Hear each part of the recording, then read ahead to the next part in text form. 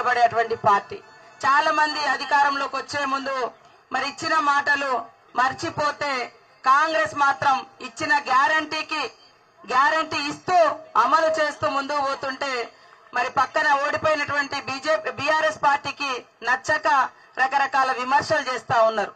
ఈ రోజు రాష్ట్రంలో అధికారంలోకి వచ్చిన 75-80 రోజులలోనే కోట్లాది రూపాయల యొక్క మరి సంక్షేమ కార్యక్రమాలను ప్రజలకు అందిస్తూ పేదరిక నిర్మూలన కోసం, ముఖ్యంగా గత ప్రభుత్వంలో పేదవాళ్లు బస్ ఎక్కాలంటే మరి 1000 రూపాయల రేట్లు ఉండేది.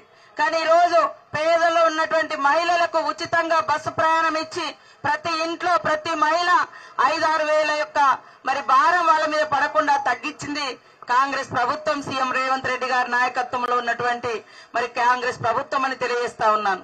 ఆనాడు టీఆర్ఎస్ ప్రభుత్వంలో పేదవాళ్ల ఇంట్లో 2 బుగ్గలు ఒక ఫ్యాన్ ఉంటే 100,000 రూపాయలు కరెంటు బిల్లులు వచ్చేది. కానీ ఈ రోజు 200 యూనిట్లు కరెంటు ఫ్రీగా ఇచ్చి 0 బిల్లు చేతులు పెడుతుంటే మరి పేదల కళ్ళల్లో ఆనందం, కన్నీళ్లు, ఆనంద బాష్పాలుగా వస్తుంటే నిజంగా చాలా సంతోషం అనిపిస్తా ఉంది. ఇవన్నీ చూసి మరి విమర్శలు పెడతా ఉన్నారు.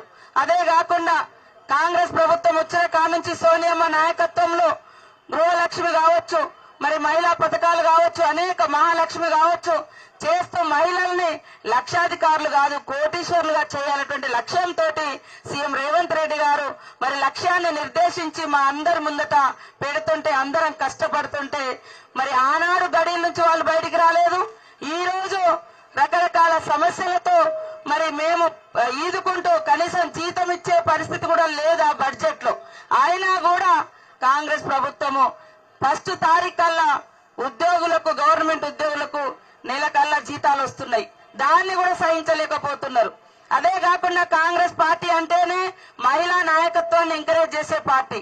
ఆనాడు ఇందిరమ్మ కానుంచి ఈనాడు సోనియమ్మ వరకు రాజకీయంలో గాని, ఉద్యోగాల్లో గాని, విద్యలో గాని మరి సమాన అవకాశాలు కల్పించేందుకు ముందుకొచ్చిన పార్టీ.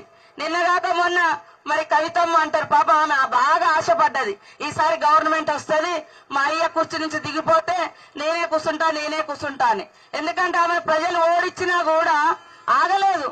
6 నెలల్లో మళ్ళా ఎమ్మెల్సీ పదవి తీసుకొని వచ్చి పాప ఎంతో మంది మరి రాజకీయ పదవులు లేకున్నా పిల్లలు ఫెయిల్ అయితే మరి సప్లిమెంటరీకో యాన్యువల్ కో ఎదురు చూస్తారు. కానీ అట్లా లేకుండా ఆమె మేనేజ్మెంట్ కోటాలో తండ్రి నుంచి తెచ్చుకొని ఈ రోజు నిరుద్యోగ మహిళలకు, నిరుద్యోగ యువతకు వేలాది ఉద్యోగాలు ఇస్తా అంటే మరి జీవో నెంబర్ 3 ద్వారా మహిళలకు అన్యాయం చేస్తారని దొంగ దీక్షలు చేస్తారు.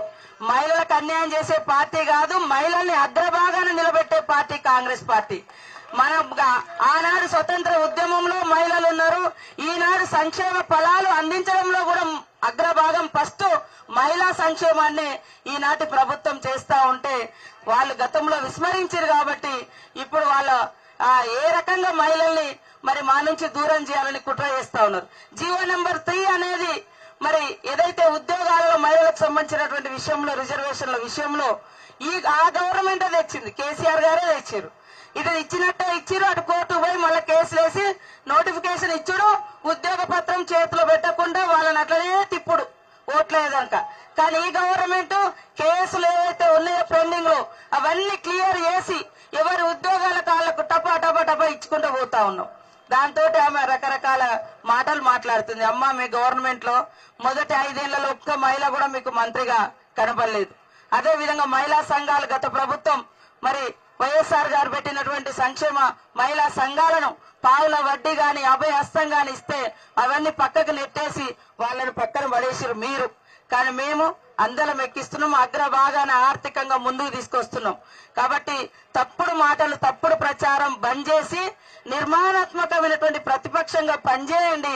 అప్పుడు ప్రజలేమన్నా కొద్దిగా హర్షిస్తారు. గాని ఈ రకంగా పనిచేసే ప్రభుత్వం మీద పనిగట్టుకొని దుష్ప్రచారం చేస్తున్నటువంటి బీఆర్ఎస్ నాయకుల యొక్క తప్పుడు విమర్శలు తిప్పికొట్టాలని కూడా ఈ సందర్భంగా మా మహిళా లోకానికి, మా నిరుద్యోగ యువకులకు, మా రైతులకు, మా ప్రజలకు పిలుపునిస్తూ ఈ రోజు ఇన్ని గొప్ప కార్యక్రమాలకు శ్రీకారం చుట్టినటువంటి మా సోదరిమణి స్థానిక ఎమ్మెల్యే మినిస్టర్ గారికి, సురేఖక్క గారికి ధన్యవాదాలు తెలియజేస్తూ నమస్కారాలు.